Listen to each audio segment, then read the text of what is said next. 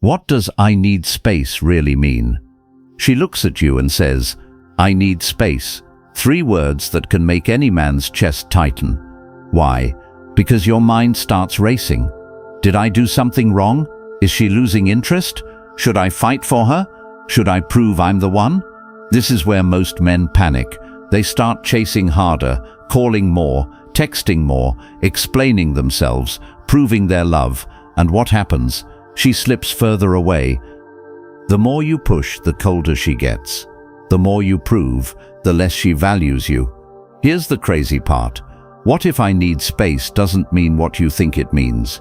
What if it's not always rejection? What if it's a test?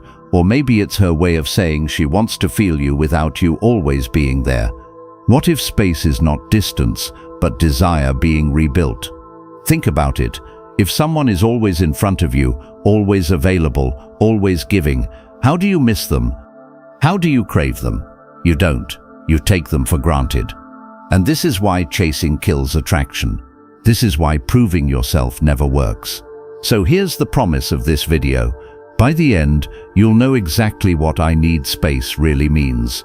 You'll understand how to respond, not with fear, not with drama, but with calmness, with strength, with detachment. You'll see how creating space and living your own life doesn't just protect you. It makes you more attractive, more respected, more free. You want solutions? They're here, and it begins now.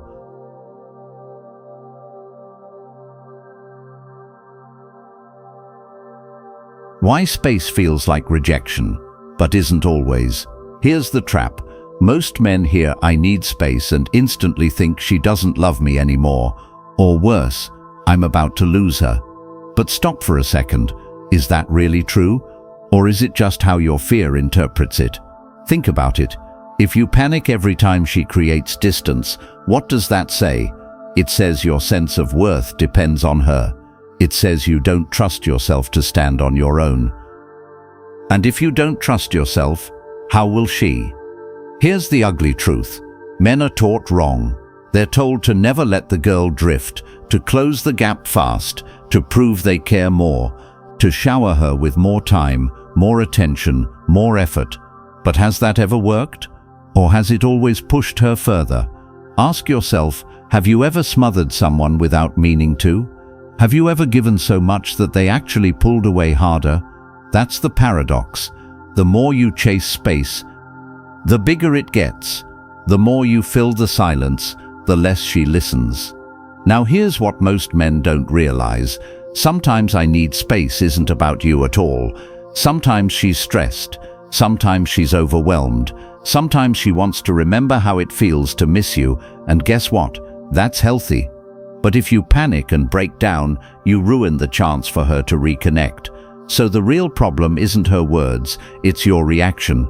Do you spiral into fear? Do you explode in anger? Do you beg? Or do you stay calm, rooted, solid? Because your response decides everything. A man who respects space doesn't lose power, he gains it. Because when you don't chase what's running, you give it the chance to come back on its own. This isn't weakness, this isn't coldness, this is strength. The kind of strength women secretly want. The kind of strength that says, "I don't collapse when you pull away. I'm still me." And here's the question that will set the tone for the rest of this journey. When she asks for space, will you panic and chase? Or will you become the man who doesn't flinch, doesn't fold, and doesn't lose himself?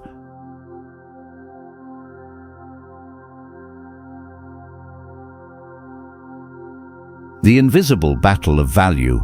Have you ever wondered why some men seem to carry a weight of authority without ever raising their voice, while others, no matter how much they talk, are never taken seriously?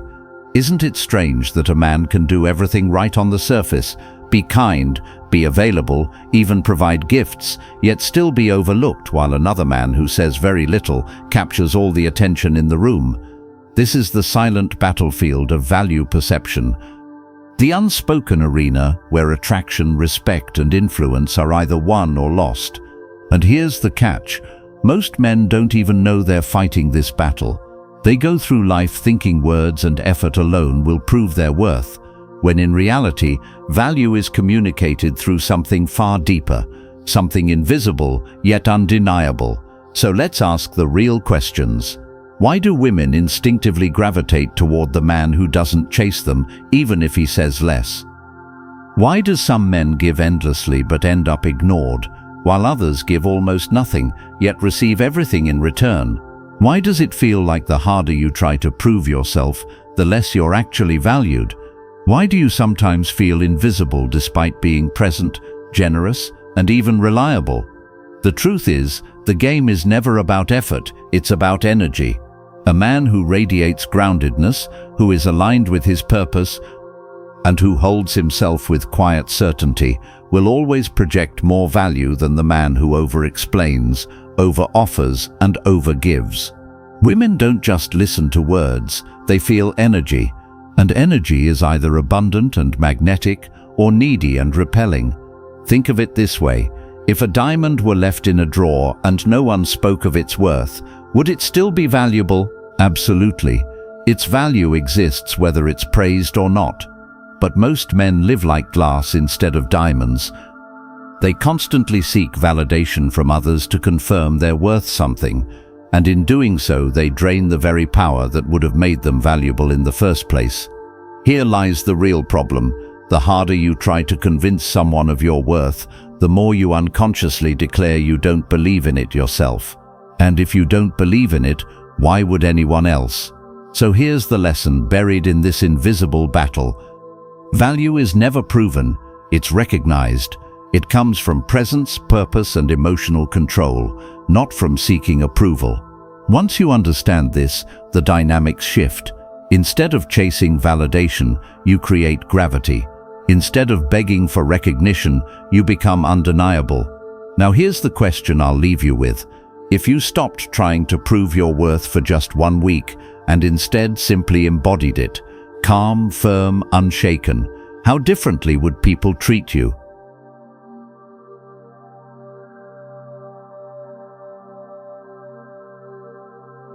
The mystery of distance and desire. Have you ever noticed how something or someone becomes more desirable the moment it feels just out of reach? Why is it that when you finally stop calling, stop texting, and stop showing up every second of the day, suddenly the same woman who ignored you begins to wonder where you've gone? Why does absence stir curiosity while constant presence often creates boredom? These are not accidents, they're patterns. And they reveal one of the deepest truths about human nature. Distance creates value. But here's the problem most men fall into. They think closeness equals strength. They believe being always available, always accessible, and always present is the way to win someone's heart.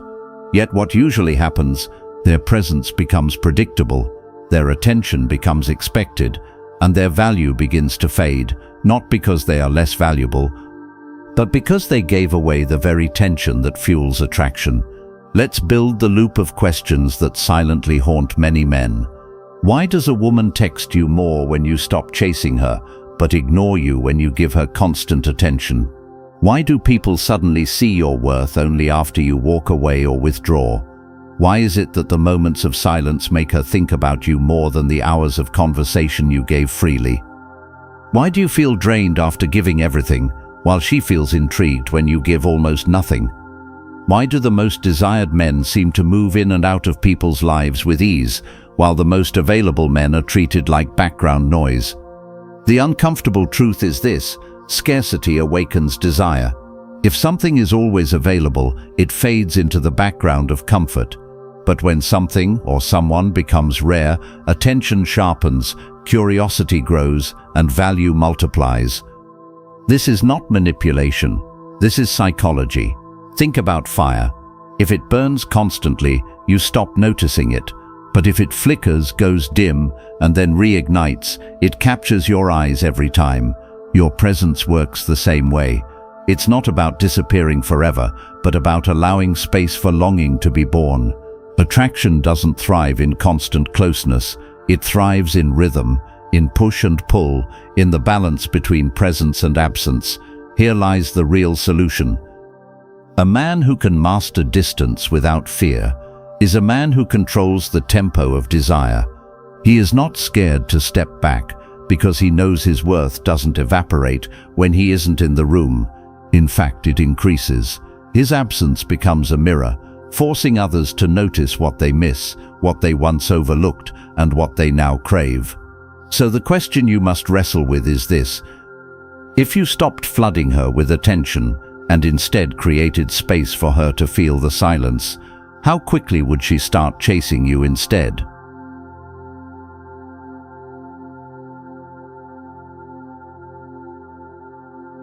The silent power of emotional neutrality. Why is it that the man who reacts the least often holds the most power?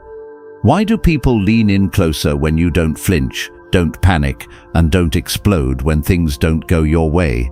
Why is calmness something so simple, so rare in a world where everyone is addicted to reacting? Let's face it, most men lose themselves when emotions take over. They raise their voice when she tests them.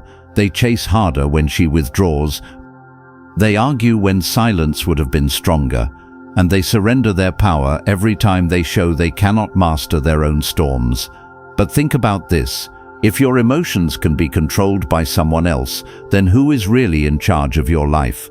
If her words, her moods, or her sudden coldness can flip your whole state upside down, then haven't you already given her the steering wheel? Here's the loop of problems most men secretly face. Why does she lose attraction when you over-explain, over-apologize, or overreact? Why do arguments spiral out of control when you try to win instead of staying composed? Why does a woman test you harder when she sees you flinch, but soften when you stand calmly in the fire? Why do you feel regret after reacting emotionally, but peace when you remain steady? Why do women call calm men mysterious and in control, while calling emotional men too much? It all comes down to this. Your calmness is your weapon. Emotional neutrality isn't about suppressing how you feel, it's about governing it. It's about being the mountain in the storm, not the leaf in the wind. Picture this: two men face the same test. One gets angry, defensive, insecure. The other smiles faintly, stays composed, and says little. Which one feels like the leader? Which one feels like the man of value? Which one feels like the one she can respect and trust? The answer is clear, and here's the deep truth. Women don't consciously want chaos. They crave stability. They are drawn to men who can handle pressure without collapsing, men who can hold their ground when the room is shaking. That's why emotional neutrality is magnetic. It projects strength. It whispers, "I cannot be moved." So here's the solution you've been searching for. The next time she pulls back, tests you, or tries to stir your emotions, do not react. Do not chase. Do not crumble. Breathe. Stay calm. Let silence do the talking. Because when you master your emotions, you master the interaction, and when you master the interaction, you master attraction itself. The question now is, are you ready to be the man who no longer gets dragged by emotions, but instead stands so still that others can't help but feel your gravity?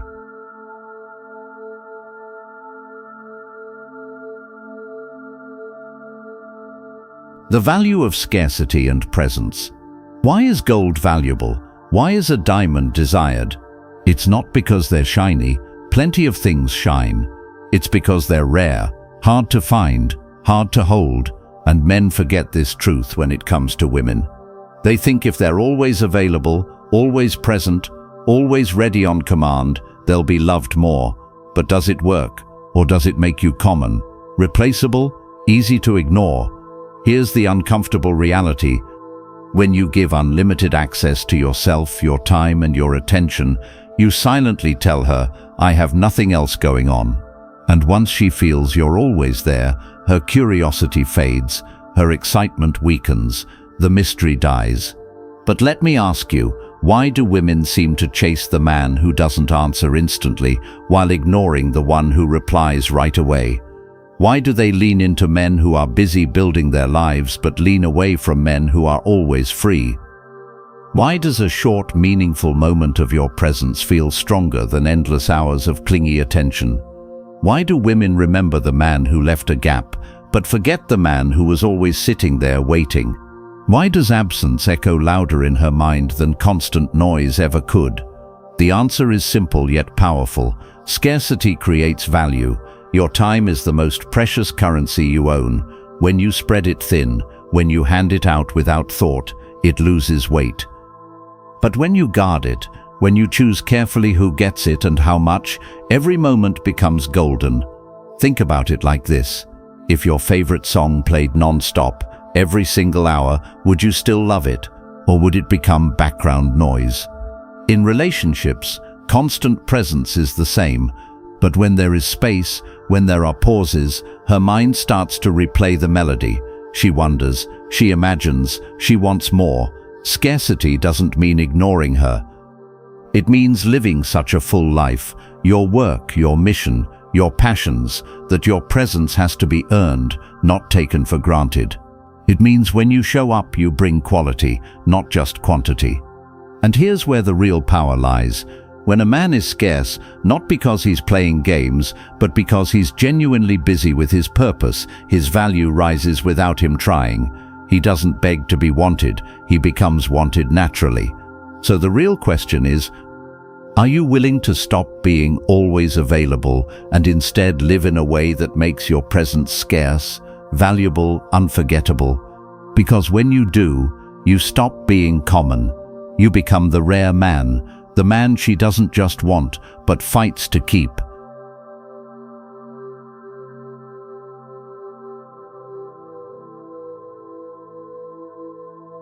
The silent power of self-worth. Have you ever noticed how some men walk into a room and instantly shift the energy? Nobody announces them. Nobody even knows who they are yet. But something about them says, this man values himself. And women feel it. Men respect it. The whole atmosphere bends a little around him. But here's the painful truth. Most men don't feel like that man. They try to prove themselves through constant effort. They overgive, over-explain, over-validate, hoping someone will finally say, yes, you're enough. But doesn't that just push people away? Doesn't it make women see them as desperate, not desired? So let me ask you, why do men with low self-worth always try the hardest, but end up losing the most? Why does chasing approval never actually bring respect? Why do women test the man who doubts himself, but soften around the man who stands solid? Why does a man who knows his value never need to convince anyone of it? Why is it that the moment you stop trying to prove yourself, others start to prove themselves to you? The problem runs deep. If you don't see yourself as worthy, everything you do will leak insecurity. Your tone, your choices, even your silence. You can't hide it. She will feel it, people will sense it, and no amount of gifts, attention, or words will fix what self-worth hasn't built. Now here's the twist. Self-worth is not arrogance. It's not walking around shouting, I'm the best. That's insecurity in a louder outfit. True self-worth is quieter. It's steady. It's when a man knows deep down, I am enough, whether she stays or walks away. And do you know why that's powerful? Because it frees you. You're no longer chained to her moods, her approval, or her validation. You're not shaken by silence. You're not destroyed by distance. You're not controlled by fear of loss. You can care without clinging. You can love without begging. Self-worth creates an aura, the kind that can't be faked. It's in the way you carry yourself, the way you respond instead of react, the way you stand still when others are scrambling. Women don't want to be your whole identity. They want to join a man whose identity is already strong. And here's the key. You don't build self-worth through her eyes. You build it through your own, by honoring your word, by keeping promises to yourself, by facing challenges and conquering them. That's where genuine confidence grows, not from likes, not from compliments, but from competence. So I'll ask you one more question. What kind of man do you want to be? The one always begging for proof of his worth, or the one so rooted in himself that proof is unnecessary? Because once you choose self-worth, everything changes. Women don't just see you, they feel you.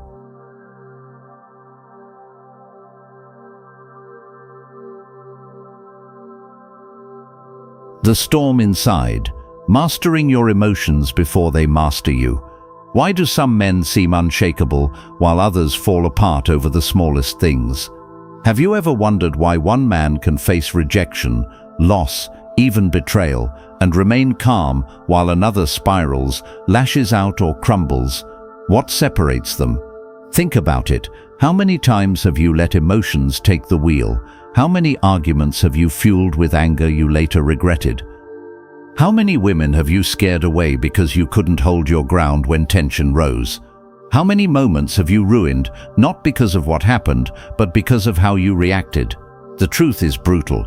A man who cannot master his emotions becomes a prisoner of them. His anger controls him, his fear owns him, his sadness blinds him, his jealousy destroys him. And when a woman feels that, when she sees that her presence alone can unravel you, she doesn't feel safe. She feels burdened. Now pause here. This is not about suppressing. Stoic wisdom is not bottle it up. That only makes the storm worse.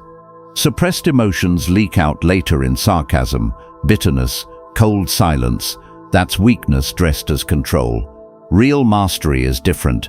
It's not about never feeling anger. It's about not being ruled by anger. It's not about never feeling fear. It's about walking forward despite fear. It's not about never feeling sadness. It's about carrying sadness without drowning in it. And here's the question. You admire men who stay calm under pressure, right? Soldiers, leaders, kings, men of history. But what made them admirable? Was it money? Was it charm? Was it gifts and approval? No.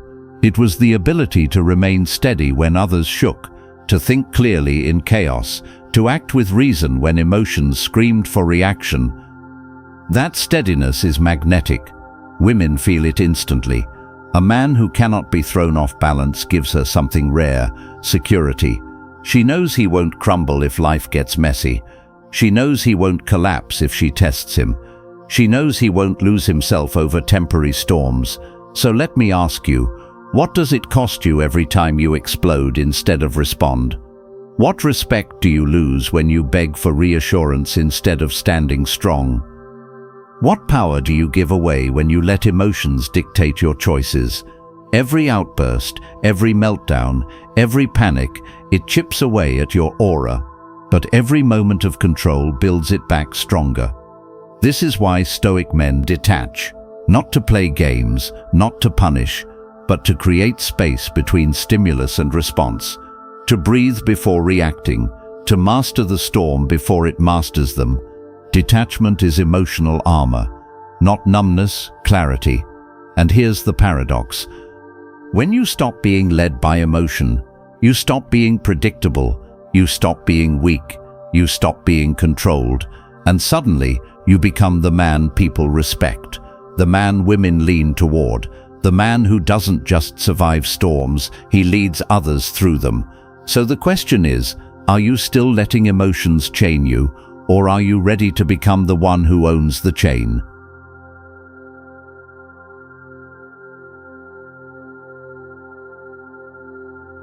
Why value rises when you're not always there?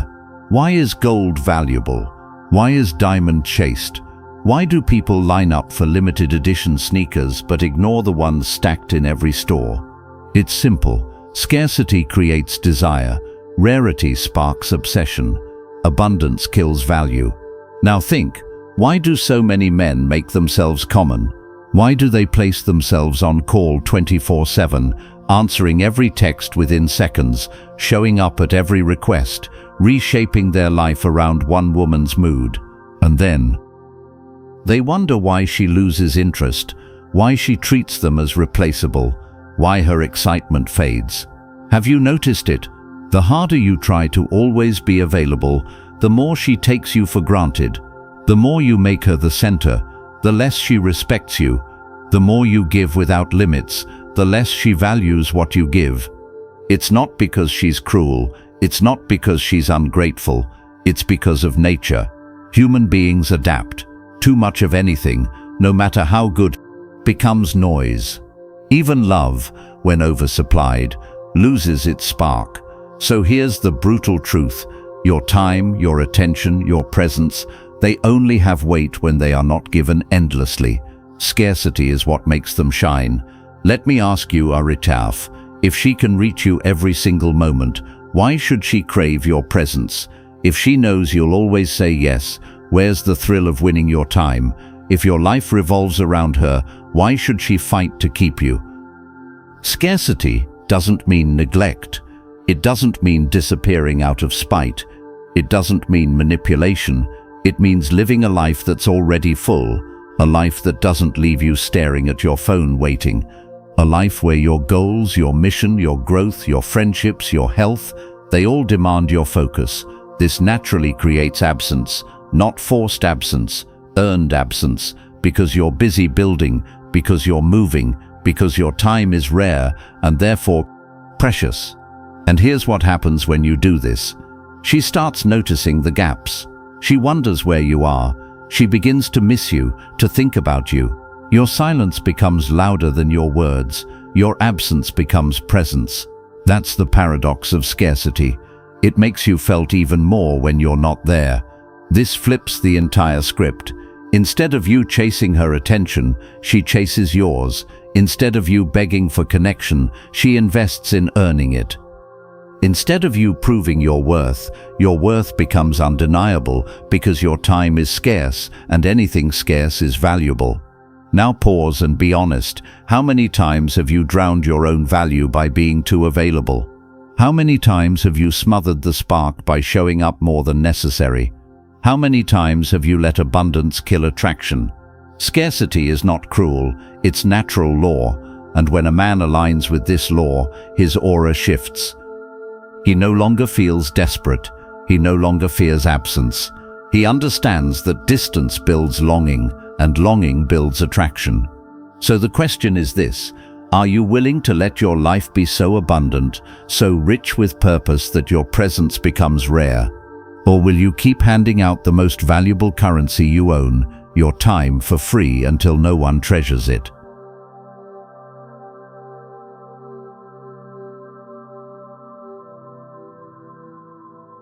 Freedom over fear, power over need. Let's bring it all together, because everything we've been unraveling leads to this moment, the conclusion that flips the way you see yourself, women and relationships forever. Listen closely. The ultimate trap most men fall into is fear. Fear of losing her, fear of being alone, fear of not being enough. Fear drives chasing, fear drives overgiving, fear drives that desperate need to prove yourself. But fear is a prison, and a man who lives in fear loses before he even begins. Now imagine the opposite. Imagine you live with no fear. Imagine you stand with calm in every storm.